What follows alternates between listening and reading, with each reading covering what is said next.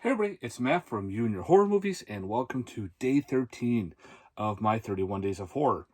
Today we're going to Hong Kong. We're going to do a film from 1989. Oh boy, we're going to be talking about the movie from this Eastern horror double feature called Counter Destroyer. Also known, if you look it up on IMDb, is The Vampire Still Alive, directed by Godfrey Ho. For him, he has done the Robovampire movies, which I did not know. This is the third movie in this series, I guess.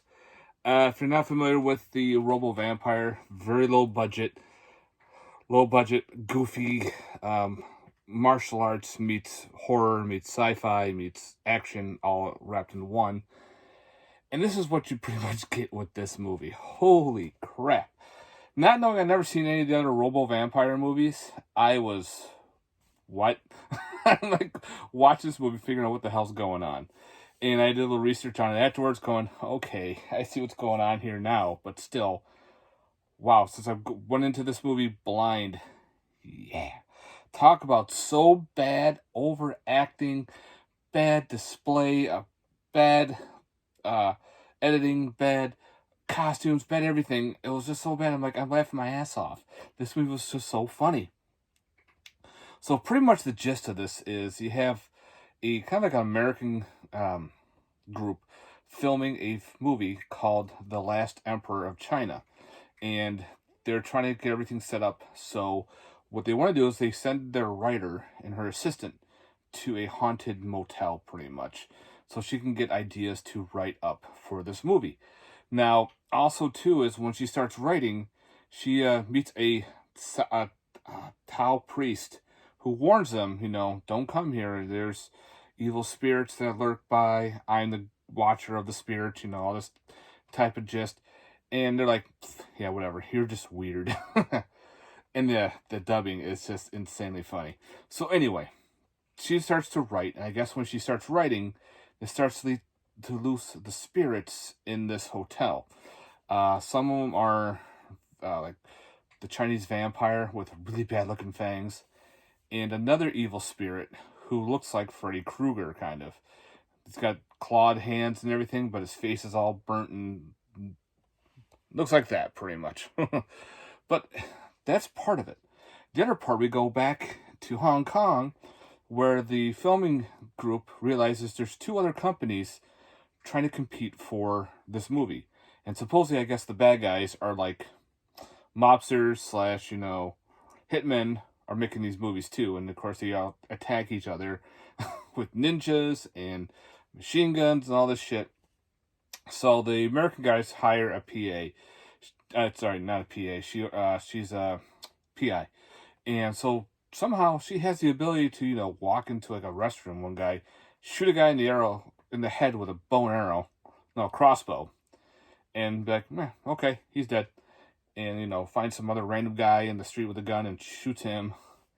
It gets so warped with this. It goes back and forth between the girls left in this hotel room to on the streets, car chases, people being kidnapped and put on a yacht in the middle of the ocean, with the police and the PI with her cop buddies are all getting together trying to take out the bad guys.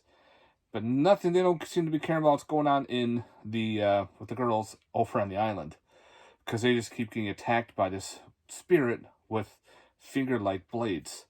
Well, there's one dude in the in the Americanized group. He goes to meet the girls, and somehow he has the ability to morph himself into a white ninja.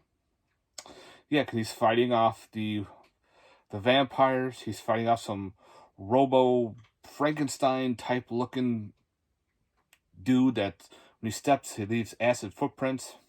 It's in this movie. And of course, he can now go back and forth between the two. Well, near the end, he decides, when he fights the Krueger type character, he now morphs into the RoboCop looking dude. God, the outfit is so bad. Like I said, if you look up Robovampire, the movie, the RoboCop character is what is in this one. He's got the big gun, you know, he does martial arts skills with the gun. He looks like he's an old firefighter with the old firefighter garb with the silver garment on and everything. It just looks so bad. So I'm watching this going, what the fuck am I watching? And I'm actually enjoying it. I'm having so much fun laughing on how bad this is. And here's your back. That's the other film. But right here is your movie. And yeah, like I said, the audio, the subtitles, there's no English subtitles. There's no titles at all. It's just all dubbed in English. And the dubbing is just so bad. It's so bad, it's laughable. Like, I don't know. Some of the fight scenes were actually interesting. The choreographics with the martial arts was cool. But the rest was just craziness. Yeah. And also, too, when you watch this, the widescreen, I thought there was something wrong with my player. Because, you know, when you watch a widescreen movie, it's in the middle. You get the two lines and everything.